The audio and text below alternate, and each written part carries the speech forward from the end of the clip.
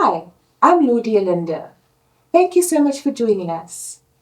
Many of us have encountered bullying in our own way. Some of us have experienced it as being the bully, we have been the victim of bullying, and some of us have experienced the bullying happening to someone else. Today, we will be sitting with Marcus and Wendy Onrust, a couple from Atlantis, who will be sharing their story of how they were affected by bullying.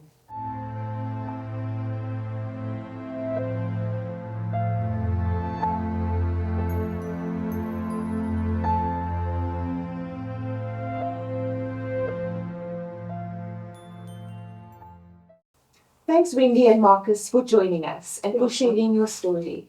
You're most welcome. Thank you. Wendy, we are going to start with you. Okay. Wendy, how old were you and in what grade were you when you first experienced the bullying? I was taking back probably between 15 to 16 years old, and I was in grade 9. All right. Yeah. And what do you think triggered that experience? I think it's because I was a loner and introvert, very much to myself, didn't want to mingle with anybody, and very soft spoken, that small little person. And I think that was also where I would say, just singled me out. And it was easier for somebody to do that to me. I didn't stand up for myself. I just sort of allowed it to happen because I didn't know of any better. So, yeah. Yeah. And then tell me, how did that experience affect you emotionally? Whew, you're taking me back now. um, when it comes to the emotional side of it, if I'm looking back at the Wendy that was 15, 16, in grade 9, it got me so bad that I would come into the house, I would smile. Everybody thought everything was fine because I was hiding it so well. But the emotion behind it, because I was facing it as well, it wasn't easy to, to just talk to anybody about it. But obviously triggered and it left something, and it wasn't easy.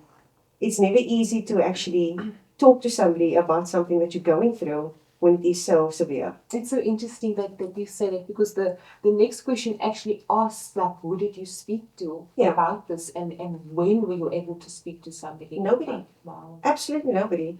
The only time that I actually did speak was, I think we were married already a couple of years after. And I mean, that happened when I was in school, right? I was grade 9. And my first interview was on radio. And it was also about bullying. And my parents listened in and they said, but I never knew that this was actually happening. You carried that weight all these years and only opened up now. And that was the only time that I actually spoke about it. Wendy, do you think that it had any long-term effects on you as a person? Definitely. Definitely. I can, if I'm looking at, it was really difficult for me to actually speak in front of people because that was just a no. Speaking in front of crowds, I hate doing that. I couldn't. And when I did my story on radio at the time, that actually allowed me to, you know what, somebody else is going through what you are going through or went through. Why don't you actually just share your story? Why don't you, a young person? So a friend of mine actually took me to schools. We went to high schools, we went to primary schools here in our community in Atlantis. And that is when I started opening up, telling people my story. And yeah. Wonderful, wonderful. Wendy. Thank you. Last question though. Awesome. When did the bullying finally end? That was in grade 9. Of course, grade 9 was the worst time for me. It was a girls' class. And I thought that being among your peers, it's a female class, everybody's fine, everybody's like in one spirit. It wasn't even like that. And that was also the year that I tried to commit suicide. And everything was just too much. I couldn't. And that was also the year that I failed. So, you know what? To me, it was just thank God that I failed. Because I stayed behind and the bully actually moved on. So that is when it stopped. Yeah. So, yeah. Wow. Blessing in disguise, actually. Wow, Wendy. Yeah. Very strong story. Thank you so much You're once most again welcome. for sharing that. Thank you. Now, Marcus, we have got a different story from your side. We as Wendy was a Yeah. bit of the victim, you experienced others being bullies. So, what I would like to ask you is, what made you pick on kids at school? When I heard the question from Wendy, I said, oh, look, I don't know how to answer that because I can't really say why. But when you think back, how we were growing up as kids outside, playing outside, if you were a weakling, you got picked on. So you never wanted to be that one. So you obviously had to have a persona, you have to be bigger than what you are actually, so that you don't get picked on. And that's the kind of mindset I went with to school. And if anybody opposed or said anything negative to me, it was that kind of interaction. It leads that. So you're going to respond, and I will respond, and it sometimes becomes physical. It's like survival mode. Yes, pretty much. basically. Yeah. Then, Marcus, our second question. Were you, if you think back, considering the actions that might have taken place, would you consider them to have been emotionally or physically abusive? Thinking back from now, the way I'm thinking now as an adult, I'm pretty sure something was left behind with one or two of the people that I've been physical with. And we can only be remorseful of our actions. And if given the chance, I would gladly apologize to any of those people and beg their forgiveness, because it's not, you don't really think about that at the time when you're doing those things, and you just act. Yeah. As long as you're not the victim, you're not the one getting hurt, you're not the one being picked on, you don't really think about what happens to the person on the other side. But right now, as an adult, you actually do think that, because you see other young ones going through those things, and sometimes it's people you care about, and then that's when you realize, oh, that kid must be going through something, you know what I mean? And now I can say, look, I might have done some damage to somebody. I don't know. Yeah. And there's always that regret, once you think of it as an adult. Because as a kid, we didn't think like that at all. It's a process. It's a process. And then, Marcus, we heard that from Wendy's perspective, she wasn't able to share what she was going through. Were you able to say that maybe your parents were clued up on the fact that this was happening, or that you were? No. Okay. There was many things that we kept from our parents. Like, Yeah. for instance, I used to get worked at school many a day, sometimes twice a day, for things, whether it was not doing homework, whether it's misbehaving in class. I never went home and told my parents that. There's many things that we do, we don't tell them, because we don't want to get into trouble. We don't want to be in that position. It's the same thing. You're carrying that with you. It's the same. Yeah. You're behaving in a certain manner because you don't want that kind of consequences. I'm behaving in a certain manner when I'm in the classroom or on the playground because I don't want that consequence. Yes. Yes. So, our next question. How many kids would you say, roughly, did you bully, more or less? I can't even say. I can't put a number on it. Because it could be anybody, anytime. Doesn't matter. Yes. I was just like that. If you're opposing me or you disrespecting me, I'm going to challenge you.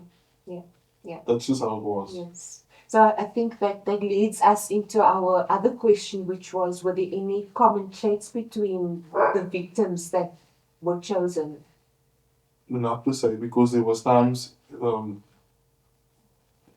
to you that I made my match. Yeah. You know, Yeah. there were people that were obviously smaller than me and weaker than me that Yeah. I had no issue with, but at the same time there were people that were bigger than me, Mm. and I still didn't back down. And that's when I got the impact. At the end of it. Yes. At the end of the day, you know, but I just had that trait. I don't back down. I never back down. Yeah. All right. Then obviously you did mention that there are moments that you do feel that regret. Yeah, of course. So, No doubt. we can see how the bullying affects each, the person who's the victim and the person who's the bully. And so, reflecting on it now, what do you think could help prevent bullying in school? The way summed it up on my side, I'm no shilling, I don't know, I'm not educated in that area. But for the most part, education is key, laced with a lot of communication. Because if you can communicate and learn how to use your words, you wouldn't have to be physical with anyone. Yeah, correct. If you had the chance, Marcus, to rewind time and go back into We can talk about yeah, that. we all can day. talk about it all day. I will definitely. Yes. With the mindset I have today, Yes. I would have done things totally different. Yes. Yeah. Wendy and Marcus, I'm going to pose this question to each of you. And I know that Wendy has told us that you went through the suicidal episode Yes. and it affected you to that extent. Mm-hmm. So, as we know, there are many kids that struggle with that low self-esteem. They struggle with their confidence, insecurities, and bullying, as we know, amplifies that. Mm. So, would you have any advice, or is there any advice that you can give to any of the kids that are experiencing bullying or that are currently the ones bullying? Any advice? Yeah, so firstly, before I'm going to answer that question, right? And thank you for saying what you said, because it was really hard for me in the beginning when I shared my story to hear that you bullied. And I went through that. And the way that you've explained as to where you were coming from, it made me also understand as to, where it stems from. And not just blame. Because I went through it and I was just blaming, but never understood. And it's not right. So, what I did was wrong. It was totally wrong, 100%. But yeah. it doesn't make you a bad person. I don't see myself as a bad person right now. Yes. But the decisions I made back then, it was the wrong ones. Yeah. But it's a process and it's a journey. And I think this is why having these types of conversations helps us to learn from each other. Because it helps us open and broaden the gaps. Yes. And it allows us to become closer where we've maybe done things. We can understand each other a bit better. We can heal our pasts and Yes. then move forward with stronger confidence, stronger motivation. 100%. And we can encourage one another at the end of the day. That's where the And for- communication comes in. Yeah. You know, we No, have to talk to definitely. each other. Yes, 100%. it's beautiful. 100%. And for any child out there, I would say, I went through it and it's not easy, but there are people that you can actually speak to. If you don't, and because I know for the fact that it is hard to actually speak to your parents. Yeah. It's not easy to speak to mom and dad, right?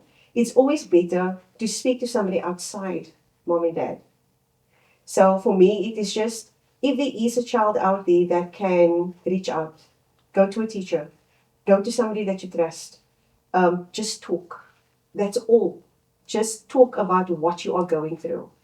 And I mean, myself and Marcus, because we've been there, he can obviously give advice as to, from his perspective, I can do from my perspective as well. So we are totally open if anybody would also like to come Just talk talk to with us. kids. Yeah. And I made some examples of that. I said, look, what you guys sometimes see in the streets, and you emulate that in your life sometimes. And a lot of people, they think it's cool to govern somebody else with fear. So if I'm backing up and I'm being present towards somebody and I see that person be fearful of it, it's almost as if I have control over you. Yeah. And a lot of the kids are doing that these days. And there was a kid standing right next to me, and I pulled out a knife and I opened it, and he got a shock and said, you see, you are now afraid of me. So now I'm dominant over you. Yeah. And a lot of the kids are they're picking the straights up in the room. And we need to see these things. It's a vicious cycle. It's a It is. vicious cycle. It And is. what we are noticing is that many children are facing so much negativity because of bullying that they are facing suicidal thoughts and they want to commit suicide. Yeah. South Africa has got one of the highest suicidal rates. Yeah. And this is why the awareness of bullying and its impact is so important. Like you said, reaching out to teachers, speaking to people that are there, Definitely. that are willing to listen. Yeah. It's a big step, It is. but it's important to speak about it. And so thank you so much, You're most welcome. Marcus you. and Wendy. And I know it's not always easy to go back in time It's not. Yeah. and to relive certain moments. Some Yeah. things we forget. But thank you so much for sharing this with us. You're Also, welcome. thank you for welcoming us into your space as Thank well. you very much. And also, on that note, before you go, we actually prepared something for you. Wow! So- Wow. Yes, thank so you. we would just like you It's to amazing. move over to. Oh wow, Marcus, this looks amazing. Oh, what lovely. Thank you. Colors and everything. So Wow. much. So I see you've got an apron and onrustige Onrustige plekkie. plekkie, that's us. Oh wow, tell me a bit more about. That's our little food trailer that we have on the side of the house. And we prepare some lekker stuff. I see. This looks like a very healthy meal as well. It looks like it's very low fat. So it's also for healthy people too. Not per se, Oh, I like the but it's feeling. around that region. It's around it. Lovely. So, do you mind if I have a taste? Because this looks simply delicious. Can I explain what you're gonna eat? Oh, lovely. You're more than welcome. Okay, to so use. what you have on the plate there, the little stuff on the one side, that is carrots, sweet potato, and potato that's roasted with some Oh, spices and herbs. Drizzle some honey. Then you've got a little avocado salad over here with some pickled onions on top. And you have a pan-fried panko custard breast with some mint mayo topped with some garnish. Enjoy.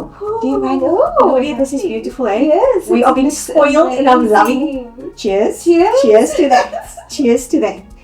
Marcus, thank you very much. Mm. This is going to be So so this is nice. our pan fried. Which one is this? You know, I think that we should actually have like a girls thing and be spoiled like this all the time. What do you think?